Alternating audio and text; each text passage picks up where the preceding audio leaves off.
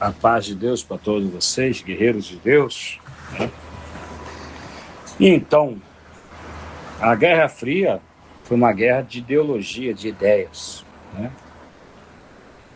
De propaganda, de conhecimento, melhor dizendo, sobre tudo, né?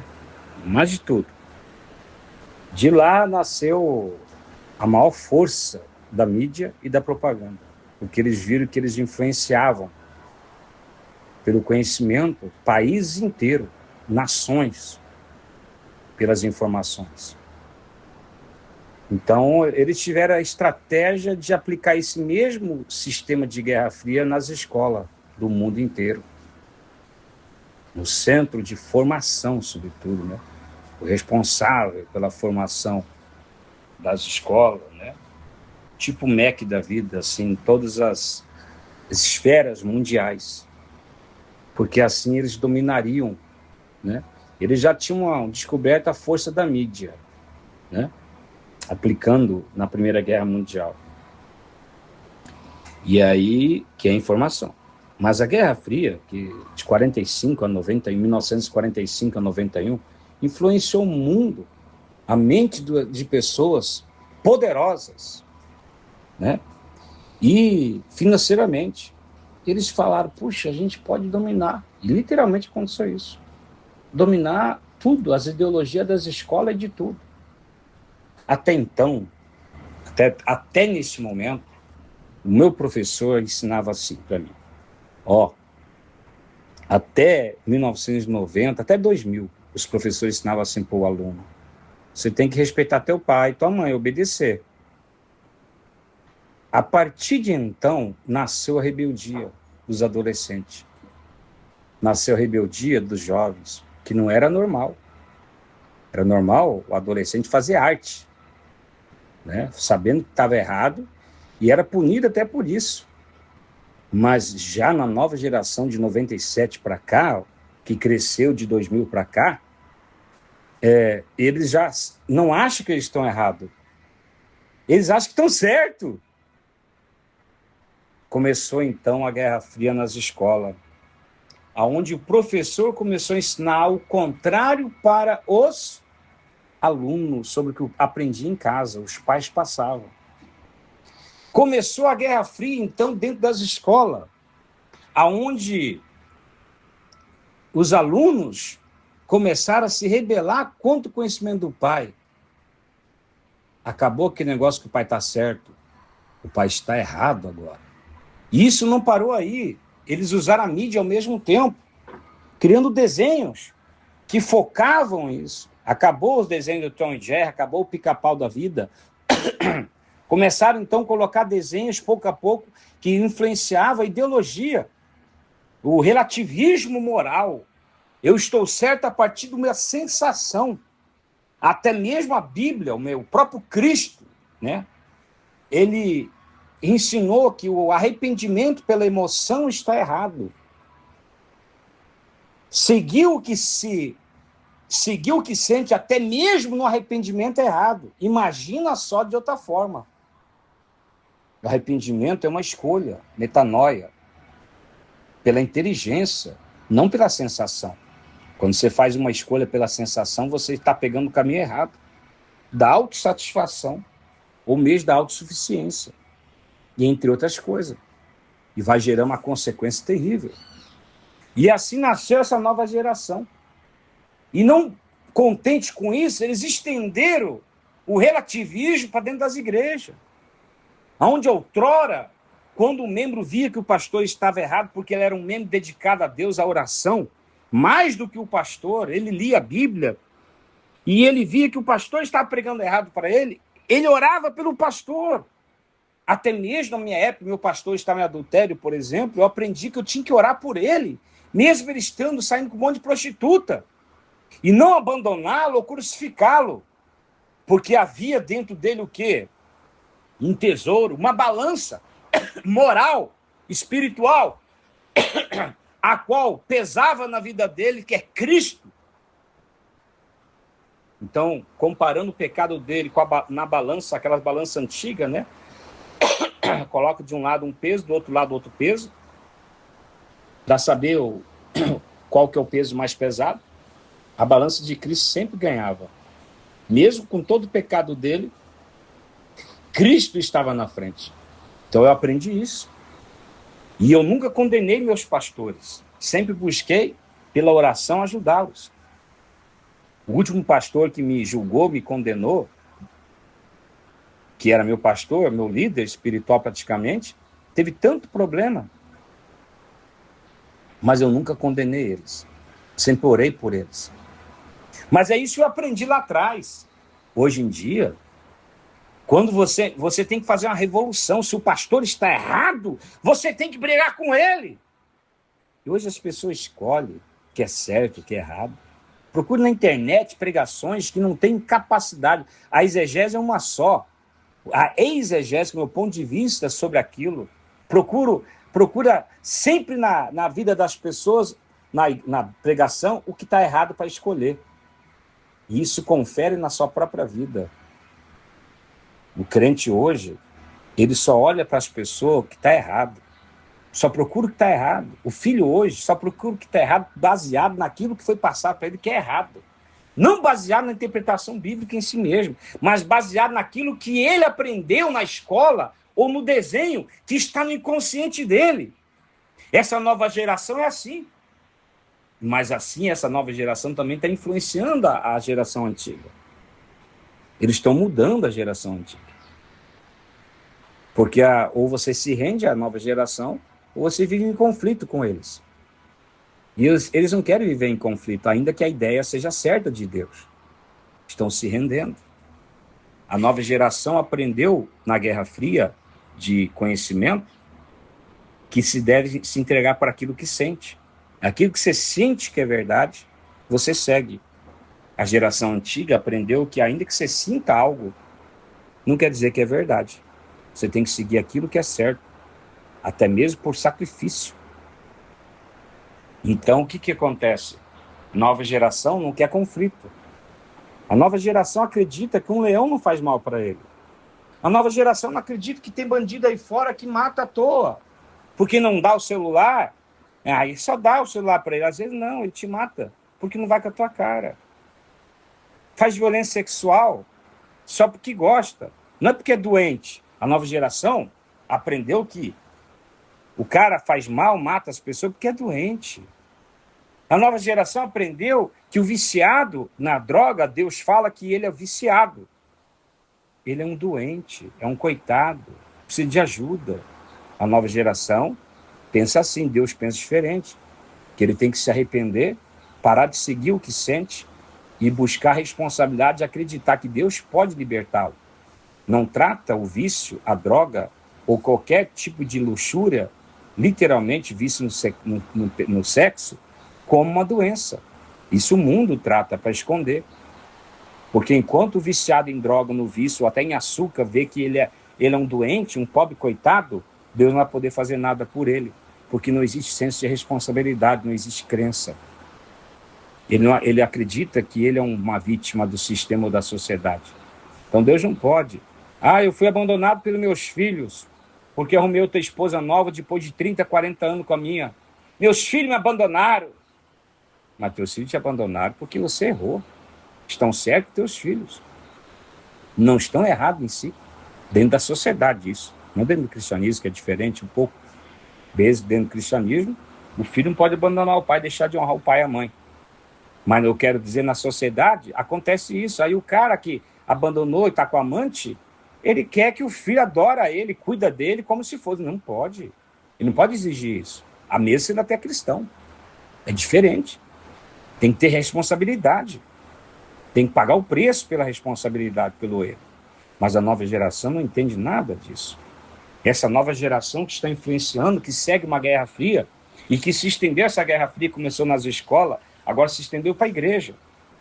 Onde o maior prazer, onde o crente só fica olhando para o líder, procurando o erro. Esqueceu que ele tem que olhar para Cristo, e não para o líder. Cansei de pegar, principalmente irmão de outra igreja, conversar assim, eu sento, né? Aí eles começam a falar mal das pessoas, eu entro na deles, falando mal. Mas Deus sabe que eu não estou falando mal. Eu só entro na deles, para ver até onde eles vão. Mas por que o senhor faz isso? Para ver se ele eu posso trabalhar com ele, eu posso influenciá-lo, eu posso ajudá-lo. Mas ele só fala mal das pessoas o tempo todo. Não pode sentar com ele 20, 30 minutos, que essas pessoas só falam mal dos outros. Aí não tem como eu ajudá-los. E eu só faço isso para ver até onde ele vai, ou ela vai. E acabo sempre encontrando líderes, pastores, obreiros de outras igrejas que eu quero ajudá-los a mudar de vida, a mudar a fé, mudar tudo, transformar ele em homem de oração. E acabo não conseguindo. Ainda tento influenciá-lo de uma forma ou de outra, mas acabo parando. Deus acaba parando. Filho, para. Eles não querem. E o único pecado dele é falar mal dos outros, que para eles não é pecado, é normal. Normalizou um dos maiores pecados.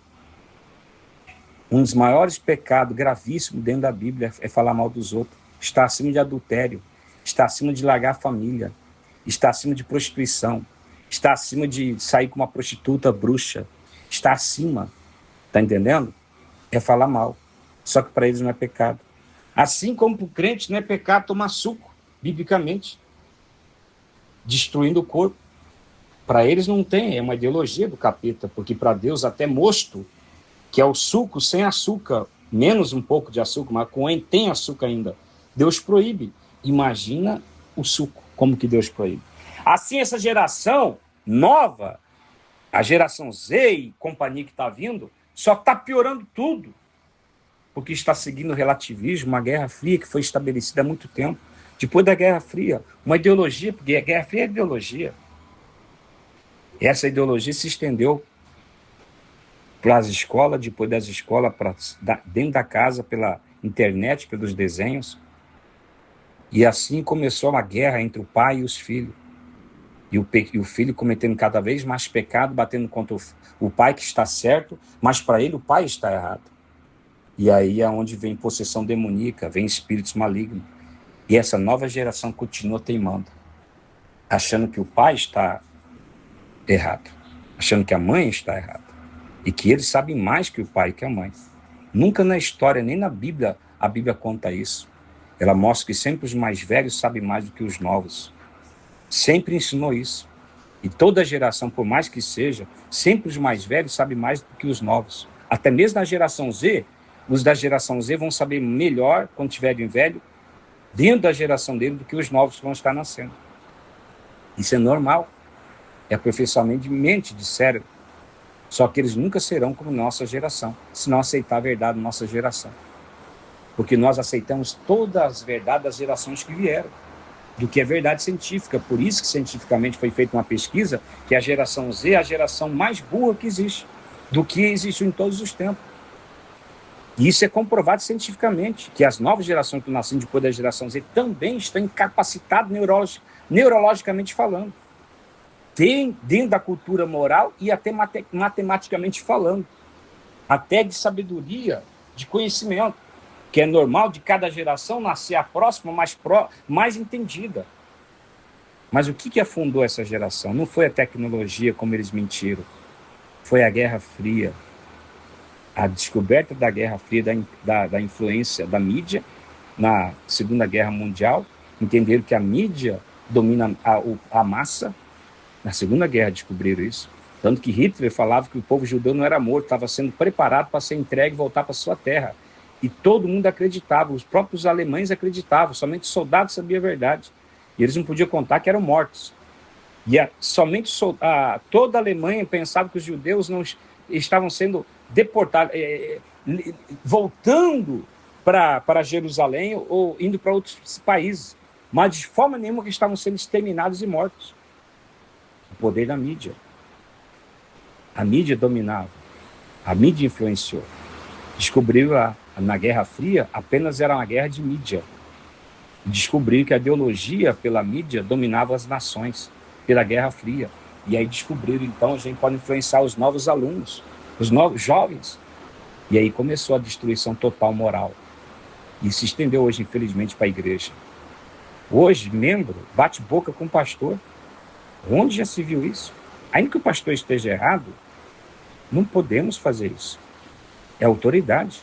Filho bate boca com o pai. Ainda que o pai esteja errado, você não pode fazer isso. Está errado. Por causa da posição que ele está. E não pelo conhecimento que ele tem. Deus respeita a posição, não é conhecimento. Mas mesmo assim, literalmente falando, o conhecimento da minha época é muito superior ao conhecimento da época das pessoas. Mesmo assim, eu sigo, sobretudo, a ideia de Deus, que está acima de qualquer geração. Eu sigo o pensamento de Deus, do Espírito, da palavra viva, que somente Ele é o guardião.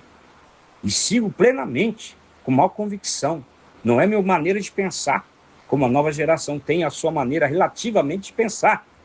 Faz todo, até o julgamento de Deus, tem coragem de discutir com Deus. A nova geração tem coragem de ficar brava com Deus.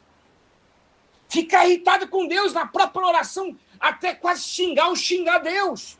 Tantos são os testemunhos da nova geração de pecados que eu nunca ouvi falar em toda a minha época, em toda a minha existência como ser humano. De homens brigando com Deus, xingando Deus. Como se eles tivessem o direito de estar igual a Deus em posição. Porque o que a ideologia fez dessa Guerra Fria? O que eles impuseram? Que todo ser humano é igual, até para Deus é.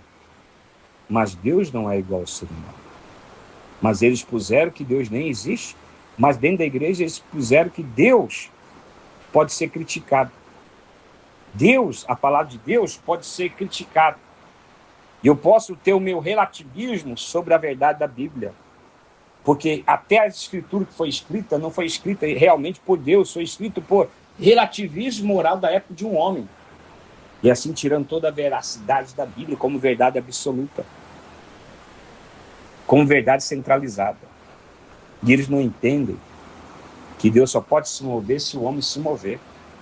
Eles não entendem que até mesmo no passado, para Deus abençoar uma pessoa, a pessoa tinha que declarar para que Deus pudesse, na boca dele, operar.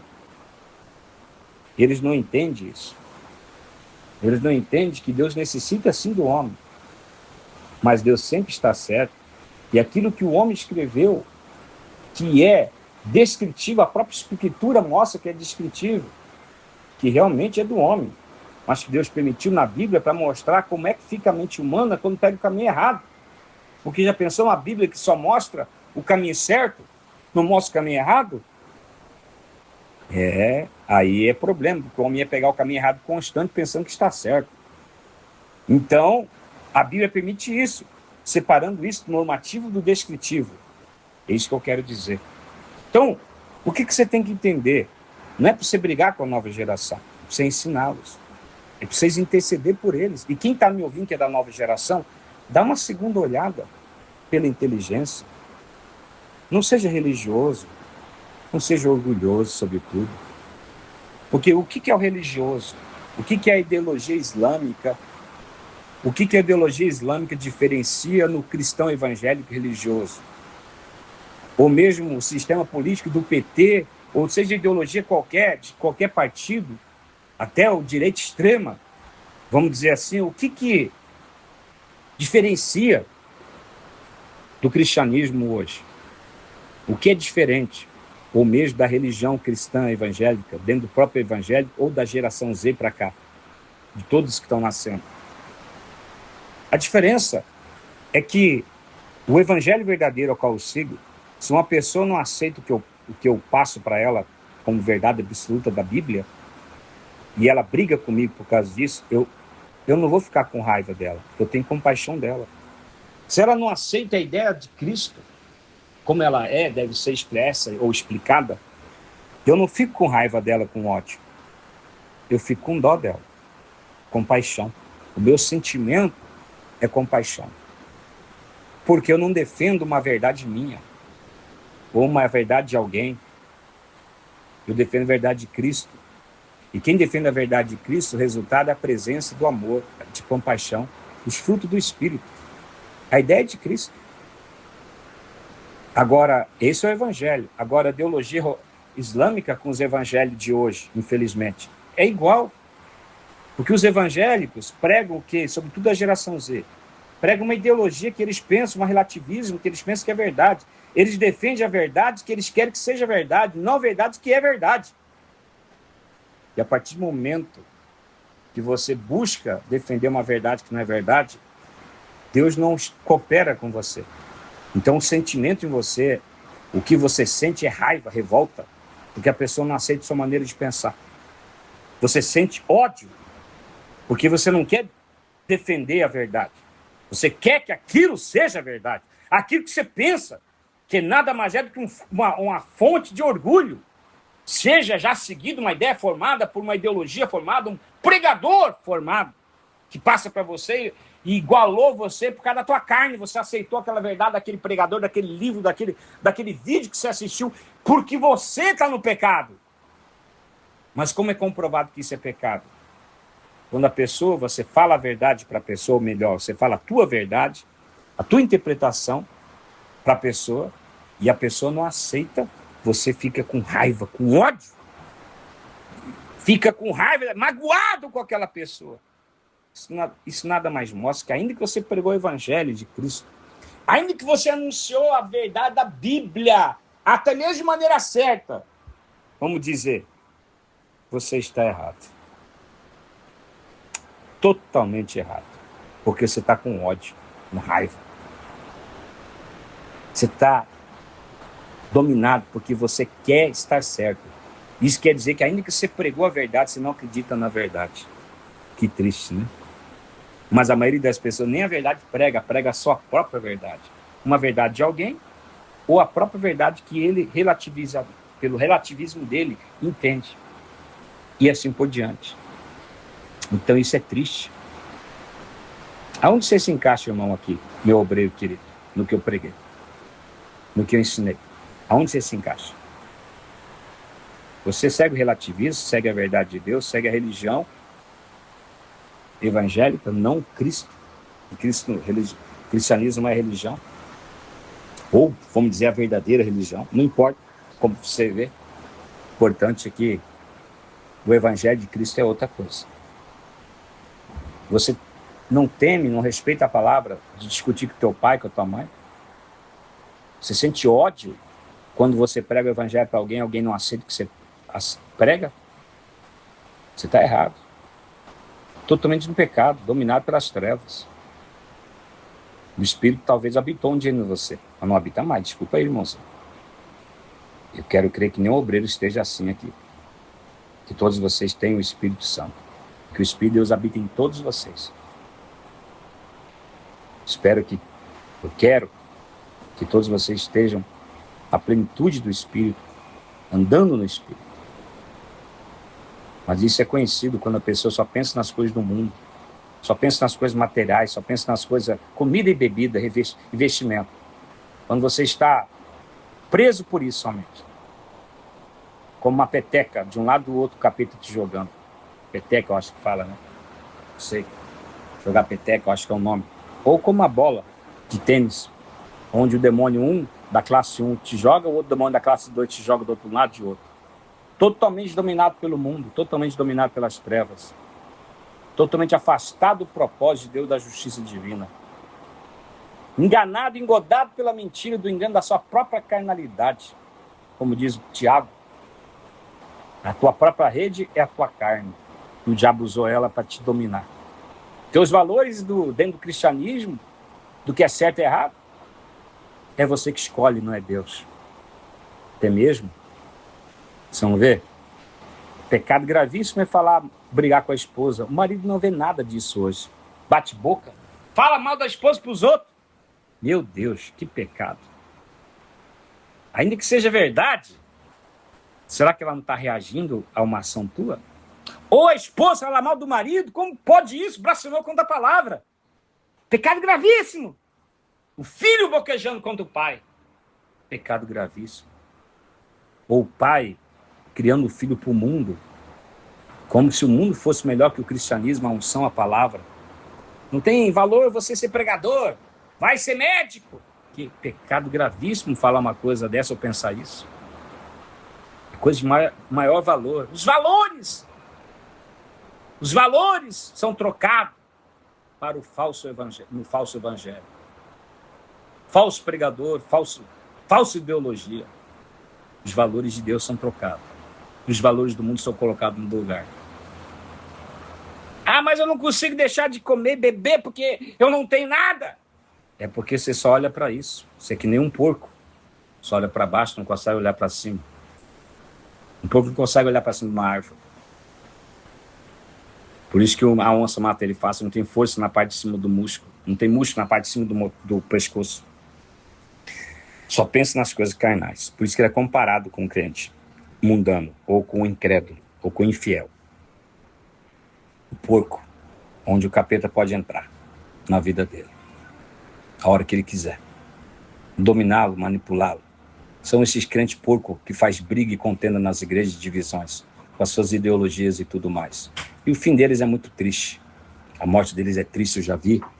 Cansei de ver isso. Cansei de ver. 30 e poucos anos que eu vejo isso. Mas está aí. Eu quero que você só pense como obreiro, na verdade. Você é vítima da Guerra Fria? Você segue essas ideias? Ou você segue a palavra de Deus? Eis a pergunta, eis a verdade.